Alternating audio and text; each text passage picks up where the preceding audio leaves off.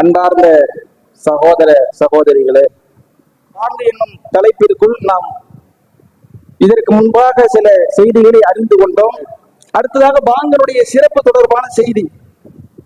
பாங்குக்கென்று பல சிறப்புகள் இருக்கு. பொதுவாக இந்த தலைப்பு எடுக்கப்பட்டதுக்கான மிக முக்கியமான காரணம் என்னன்னா, பாங்குக்கு சொல்லப்பட்ட சிறப்பு தான். அவ்வளவு சிறப்புகள் அல்லாஹ்வுடைய தூதர் சொல்றாங்க.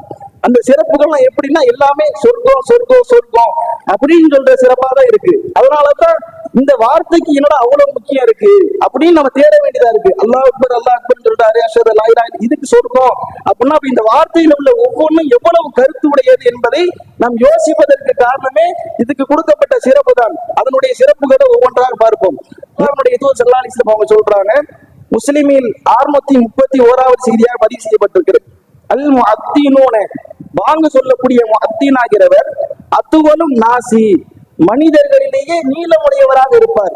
எதில் நீளமுடையவர் என்று சொன்னால், அழ்நாக்கன் யௌமல் கியாமா, மறுமை நாளில் கழுத்து நீண்ட அழகுடையவராக இருப்பார். மறுமை நாள் எல்லாருமே எப்படி இருப்பாங்கன்னா, ஒரு நடுத்தரமான ஒரு கழுத்துடையவங்களா இருப்பாங்க. ஆனா பாங்கு சொன்னவங்களை மாத்திரம் அல்ல என்ன செய்யறாங்கன்னா அடையாளப்படுத்துறான். அவங்களுடைய கழுத்தை அழகான தோற்றத்தில் நீளமுடையதாக ஆக்கி, இவங்க பாங்காளி, பாங்கு சொன்னவங்க எல்லாரும் பாத்துக்கிறங்க என்று சொல்லி அவங்கள மட்டும் அல்ல என்ன செய்யறாங்கன்னா தனித்துவப்படுத்துறான்.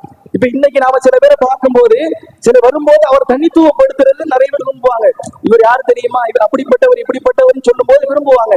அப்ப அந்த சிறப்பு அல்ல மறுமையினால எல்லாருக்கும் முன்னாடி, ஒட்டுமொத்த உலக மக்களுக்கு முன்னாடி, ஆதம் அலைஹிஸ்ஸலாம் முதல் இறுதி மனிதர் வரை உள்ள எல்லாருக்கும் முன்னிலை அல்ல என்ன சொல்றான்னு, இவர் பாங்கு சொன்னவருப்பா என்று சொல்லி அவரை அல்லாஹ் உற்சாகப்படுத்துறான். அவருக்கு இந்த சிறப்பை கொடுக்கிறான் என்பதை நாம் பார்க்க முடிகிறது. அதே போல அல்லாஹ்வுடைய தூதர் ஸல்லல்லாஹு அலைஹி வஸல்லம் அவங்க சொல்லக்கூடிய மற்றொரு செய்தி, புகாரி என்னும் ஹதீஸ் கிதாபில் 609வது செய்தியாக பதிவு செய்யப்பட்டிருக்கிறது. அபூ ஸயீத் அல் குத்ரி ரலியல்லாஹு அன்ஹு அவங்க சொல்றாங்க, ரசூலுல்லாஹ் சொன்னதாக, லா யஸ்மஉ மதா சௌத்தில் முஅத்தின், முஅத்தினுடைய பாங்கை செவியேற்கக்கூடிய எந்த ஒன்றாக இருந்தாலும், ஜின்னுன் வல் இன்சுன் வலா ஷைஉன், அதாவது ஜின்னு மனிதர்கள் இன்னும் எதுவாக இருந்தாலும், ஒரு முஅத்தின் பாங்கு சொல்லும் போது ஜின்னு மனிதன் எந்த பொருள் அந்த பாங்கை செவியேற்றாலும் அவை யாவும் இல்லா ஷஹிதலஹு யௌமல் கியாமா, மறுமை நாளில் அந்த மனிதருக்காக அது பரிந்துரை செய்யும். பாங்கு சொல்லக்கூடிய அந்த முஅத்தினுடைய அந்த அழைப்பை எதுவெல்லாம் செவியேற்கிறதோ அவை யாவும் அவருக்காக மறுமையில் பரிந்துரை செய்யும். எல்லாம் நிக்குமா, இவர் பாங்கு சொன்னாரு, பாங்காளி இவரு, இவருக்கு நன்மை கூட என்று சொல்லி எல்லா மனிதர்களும், அதை செவியேற்ற மனிதர்கள், ஜின்னு, எல்லா உயிரினங்களும் எல்லாமே அவருக்கு ஆதரவாக நிற்கும். அப்ப பாங்கு சொல்றதுக்கு எவ்வளவு சிறப்பு இருக்கு பாருங்க. நாம என்ன செய்யறோம்னா, பாங்கு சொல்லணும்னா அது வெட்டப்பட்டுட்டு அது வராது பாய், அது செட்டாவது நமக்கு, அதுக்கெல்லாம் வேற ஆளை பாருங்கன்னு சொல்லிட்டு போறோம். ஆனா எல்லாரும் நமக்கு பரிந்துரை செய்வாங்க என்று சொல்லி இந்த செய்தி சொல்றதை பார்க்கிறோம்.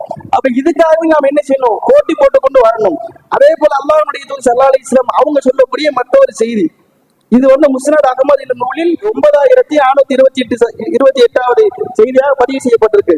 அல்லாஹ்வுடைய தூதர் என்ன சொல்றாங்கன்னா, அல் இமாமு லா இனும், இமாம் என்பவர் அவர் நம்பிக்கைக்குரிய பொறுப்பாளி ஆவார். இமாம் என்பவர் ஒரு பொறுப்பாளி.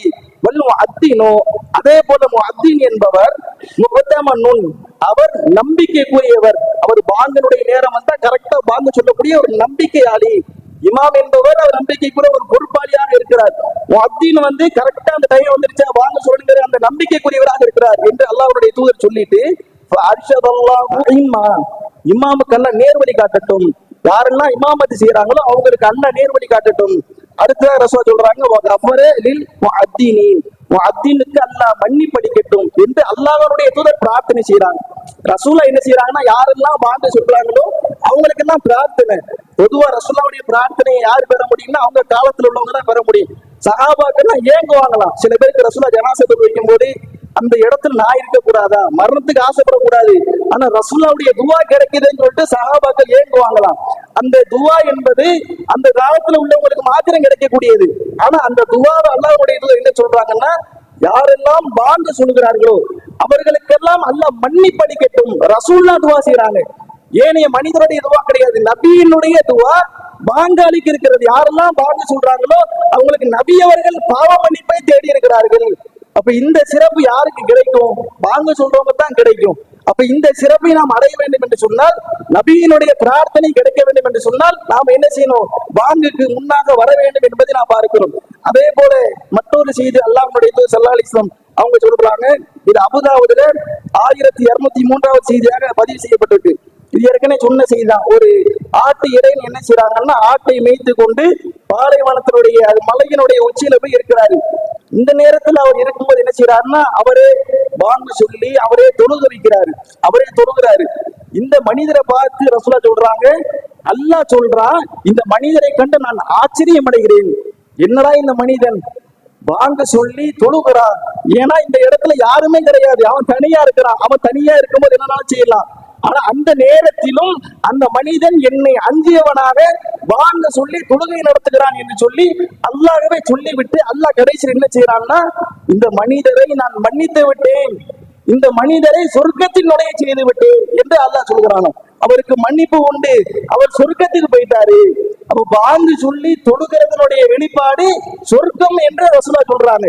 ஆனா நாம பெரும்பாலும் தனியா இருக்கும்போது என்ன செய்வோம்? தனியா இருக்கும்போது பாங்கு சொல்லிட்டு அந்த பழக்கமும் கிடையாது. பாங்கு சொன்னாதான் தொழுகை கூடும் அப்படிங்கிற அளவுக்கு பாங்கு சொல்லப்படல. பாங்கு என்பது ஒரு முக்கியமான ஒண்ணு. ஒரு ஆள் பாங்கு சொல்லாம தொழுதுட்டாருன்னா அந்த தொழுகை பாழாகுங்கிறது இல்லை. ஆனா பாங்குக்கு எவ்வளவு சிறப்பு இருக்கு, எவ்வளவு முக்கியத்துவப்படுத்திருக்கு. நீங்க தனியா இருக்கும்போது அதை சொல்லி தொழுவுங்க, உங்களுக்கு அல்லாஹ்வுடைய மன்னிப்பு சொர்க்கம் கிடைக்கும்னு அல்லாஹ்வே சொல்றான். இதுக்கு முன்னாடி ரசூலுல்லாஹ் மன்னிப்பு கேட்டாங்க, ஆனா இந்த செய்தியில் அல்லாஹ்வே சொல்லுகிறான் என்பதை பார்க்கிறோம். அப்ப நாம என்ன செய்யணும்னா, தனியா இருக்கும் போதும் பாங்கு சொன்ன இடமாவே இருக்கட்டுமே, நாம என்ன செய்யலாம், பாங்கு சொல்லி தொழுகிறோம். இந்த சிறப்பு நமக்கு கிடைக்கிறத பார்க்கிறோம். இன்னும் ஏராளமான சிறப்புகள் இருக்கிறது. இன்ஷா அல்லாஹ் அதையும் அதை தொடர்ந்து வரும் நாட்களில் இந்த பாங்கினுடைய ஒவ்வொரு வார்த்தைக்கான அர்த்தங்கள் என்ன என்பதை தொடர்ந்து அறிந்து கொள்வோம். அஸ்ஸலாமு அலைக்கும் வரஹ்மத்துல்லாஹி வபரகாத்துஹு.